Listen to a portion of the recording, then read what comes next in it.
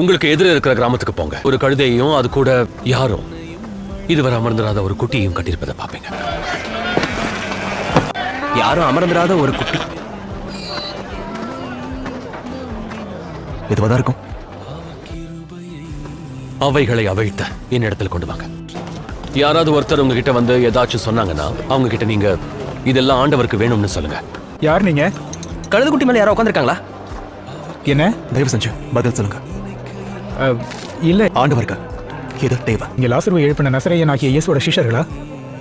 சிறையிருப்புக்கு அப்புறம் உங்களுக்கு தீர்க்கதரிசிகள் சொன்னது பத்தி தெரியுமா? சகரியால இருந்த சியோன் குமாரத்தையே மிகவும் களிக்கூற எருசலேம் குமாரத்தையே கெம்பீரி இதோ உன் ராஜா உன் இடத்தில் வருகிறார். அவர் நீதி உள்ளவரும் ரட்சிக்கிறவரும் தாழ்மை உள்ளவரும் கழுதை மேலும் கழுதை குட்டியாகிய மரியின் மேலும் ஏறி வருகிறவருமாயிருக்கிறார். இந்த கழுதை குட்டியா இன்னைக்கா? ஏன் காத்திருக்கீங்க?